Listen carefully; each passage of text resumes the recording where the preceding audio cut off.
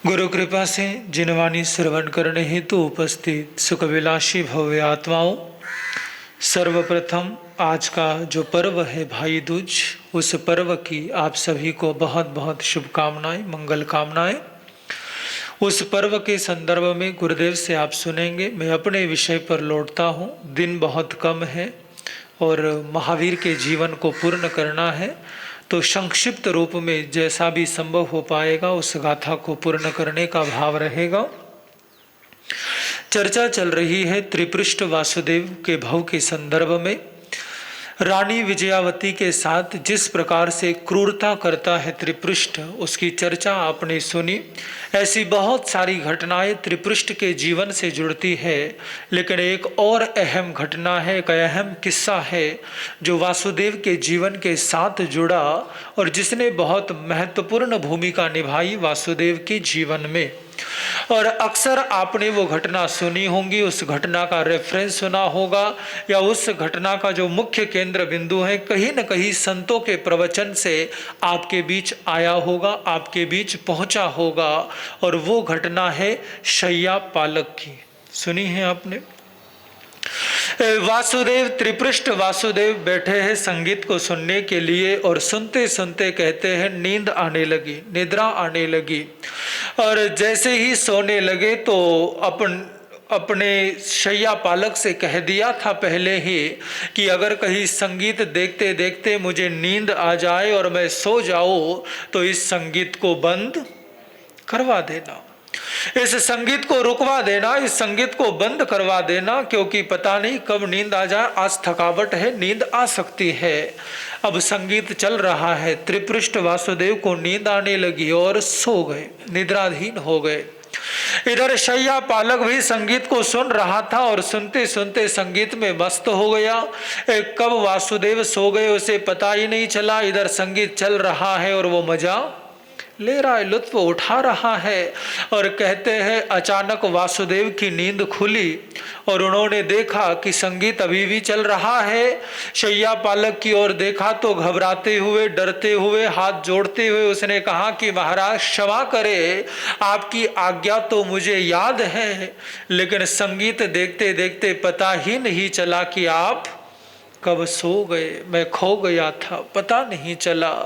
जैसे ही सुना वासुदेव बौखला उठे, उत्तेजना से भर उठे, आक्रोश से भर उठे कि तुम्हारी ये मजाल कि तुम मेरी आज्ञा की अवमानना करो, मेरे आदेश का उल्लंघन करो। मैंने एक बार कह दिया था कि जब मैं सो जाऊं तो म्यूजिक बंद हो जाना चाहिए, संगीत बंद होना चाहिए, तो तुमने संगीत चालू रहने दिया, तो रहने दिया कैसे? डरता है, घबराते हुए बार बार निवेदन करता है कि महाराज क्षमा करें, क्षमा करें, फिर ऐसी गलती नहीं होगी, फिर ऐसा अपराध नहीं होगा, फिर कभी भूल से भी ऐसी भूल नहीं होगी, इस बार क्षमा कर दीजिए, इस बार माफ कर दीजिए। लेकिन त्रिपृष्ठ कहाँ माफ करने वाला था, क्योंकि बाहर से तो वो राजा था, बाहर से तो वो खुश था, लेकिन भीतर ही भीतर जो पीड़ा थी, भीतर ही भीतर उसके भीतर जो उद्विग्नता थी, उसके जन्म को लेकर, अपने पिता के साथ जुड़े उसके इतिहास को लेकर, वो पल पल उसे भीतर ही भीतर मारती रहती थी। और इसलिए बाहर से भले ही खुश दिखता हो, लेकिन अंदर से खुश नहीं था।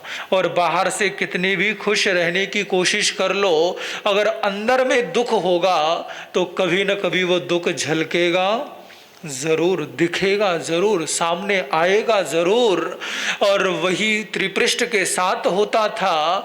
आवेश में आकर दिया आदेश, किसे संगीत सुनने में बड़ा आनंद आता है, मेरी आज्ञा का उल्लंघन करता है, गरम गरम उबलता हुआ शीशा लेकर आओ। ले आए सैनिक, ले आए सेवक, जैसा राजा का आदेश, और कहा कि इस उबलते हुए शीशे को इसके कान में डालो।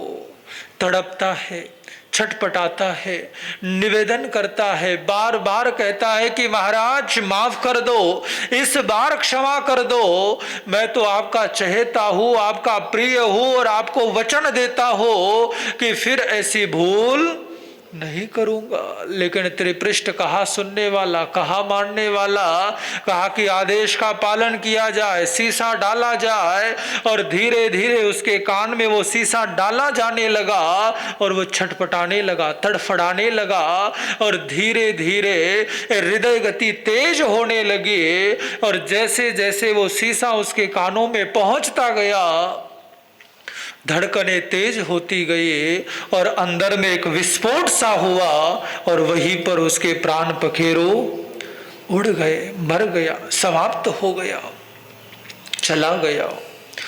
त्रिपृष्ठ वासुदेव ने अपने जीवन में बहुत सारी हत्याएं करी, बहुत सारे युद्ध लड़े, बहुत सब कुछ उसने, हिंसा के बहुत सारे रास्ते अपनाए।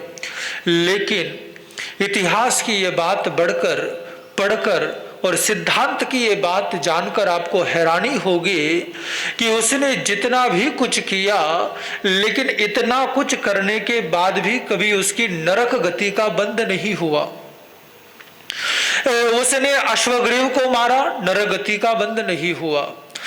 उसने शेर को मारा, सिंह की हत्या करी, नरक का बंद नहीं हुआ। उसने रानी विजयावती को मारा, तब भी उसकी नरक गति का बंद नहीं हुआ। लेकिन जब शैया पालक की हत्या करी, तब त्रिपृष्ठ ने नरक का बंद किया, और केवल नरक का बंद नहीं किया, सातवीं नरक का बंद किया। और केवल सातवीं नरक का बंद नहीं किया, बल्कि 33 सागरोपम की उत्कृष्ट आयुष्य का बंद किया।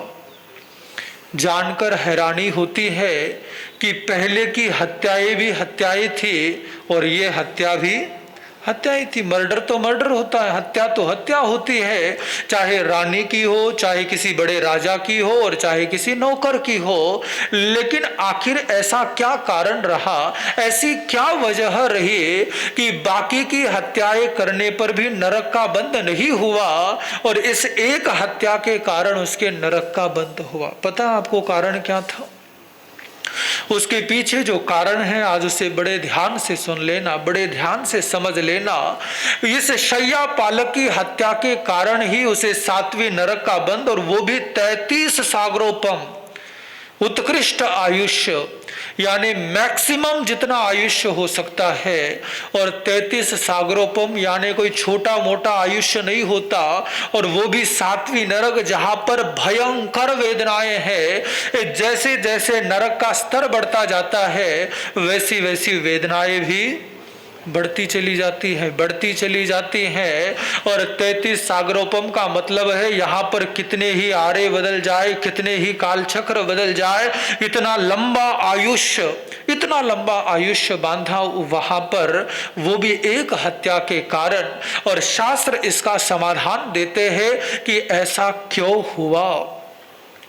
ऐसा इसलिए हुआ क्योंकि इससे पहले जिनकी भी हत्याएं त्रिपृष्ठ वासुदेव ने करी थी, वो सब कहीं न कहीं इसके बराबर थे, बलशाली थे, शक्तिशाली थे, ताकतवर थे, और कहीं न कहीं वासुदेव का मुकाबला कर सकते थे, यानी बराबर वालों से मुकाबला था।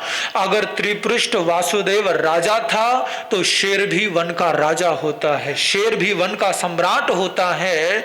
और दो ताकत वालों के बीच में लड़ाई हुई तो एक हारा और एक जीता, सीधा सा गणित है। जब अश्वग्रीव की बात आती है तो अश्वग्रीव भी कहीं पर वासुदेव से कम नहीं था, प्रति वासुदेव था, कितने सारे देशों का राजा, सम्राट, स्वामी था, और इसलिए उसकी हत्या पर भी नरक का बंद नहीं हुआ। रानी विजयावती भी रानी थी, महारानी थे, वो भी अपनी शक्ति और सामर्थ्य रखते थे, और इसलिए तो उसने जमकर के वासुदेव का विरोध किया था।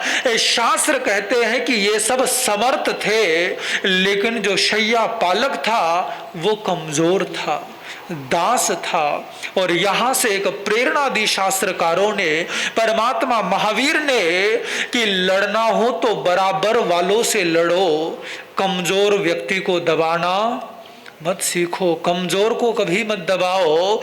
लड़ने की मनाही नहीं करी है।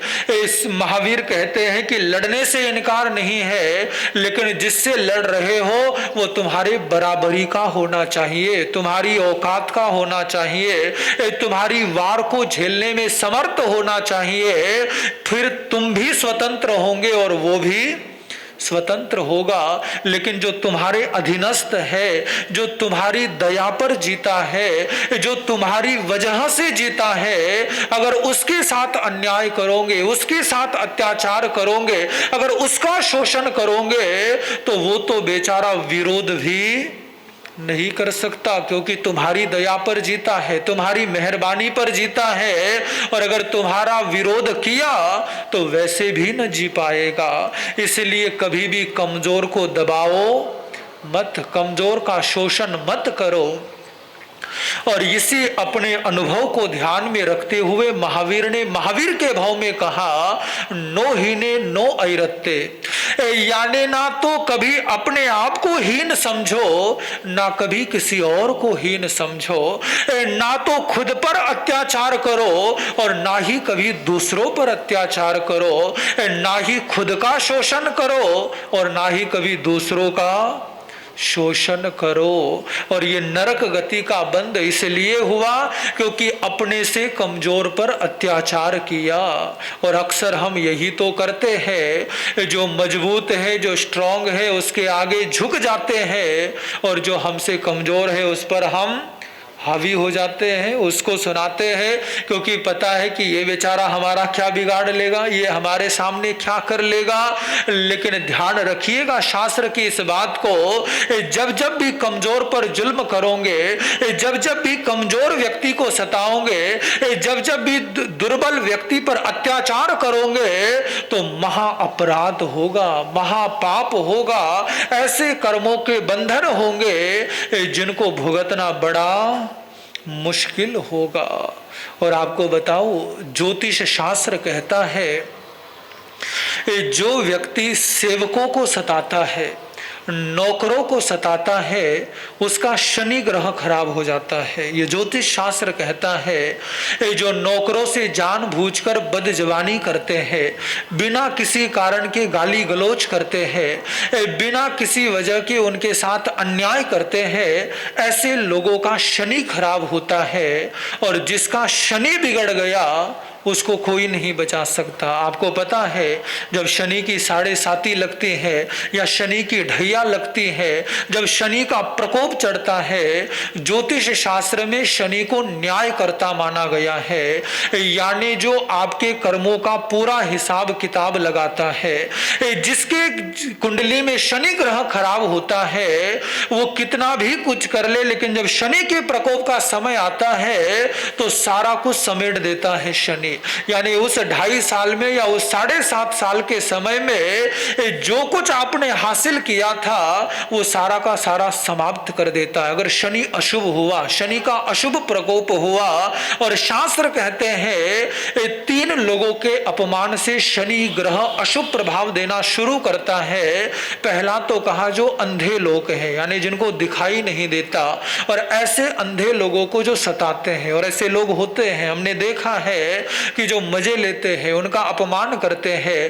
पहला कहा जो अंधे लोग हैं, दूसरे जो अपंग लोग हैं, और तीसरा जो सेवक है, नौकर है। इन तीनों को जो सताता है उसका शनि ग्रह अशुभ फल देना शुरू कर देता है। और ज्योतिष शास्त्र कहता है कि कभी भी इन तीनों के साथ अन्याय नहीं करना चाहिए, इन तीनों को सताना नहीं चाहिए।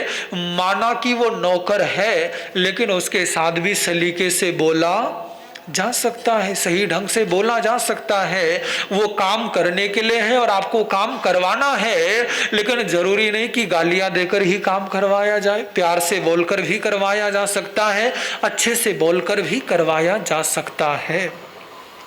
और यहां से अपने नरक आयुष्य का बंद करता है त्रिपृष्ठ वासुदेव।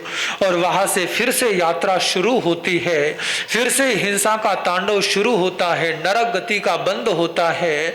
समकित जो मिला था वो पुनः चला जाता है। बड़ी महावीर की जो कहानी है, बड़ी रोमांच भरी कहानी है, बड़ी कमाल की कहानी है। समकित मिलता है, फिर चला जाता है, मिलता है, फिर चला जाता है, और फिर समकित की शरण में जाते हैं। यानी एक स्ट्रगल दिखता है, एक संघर्ष नजर आता है महावीर के जीवन में। और यहां से अगला 20वां भव आता है सिंह के रूप में, और सिंह बनकर के फिर से हिंसा का खेल खेलते हैं, हिंसा का तांडव चलता है। और उसके बाद 23वां भव है प्रिय मित्र चक्रवर्ती के रूप में, 23वां भव। अब इसके बाद हम जो चर्चा करेंगे प्रिय मित्र का भव, उसके बाद नंदन ऋषि का भव, और फिर हम मूल भव पर लौटेंगे, वर्धमान का भव, महावीर का भव, यानी तीर्थंकर का भव। तो आते रहे, सुनते रहे इन्हीं भावनाओं के साथ। ओम शांति, ओम शांति।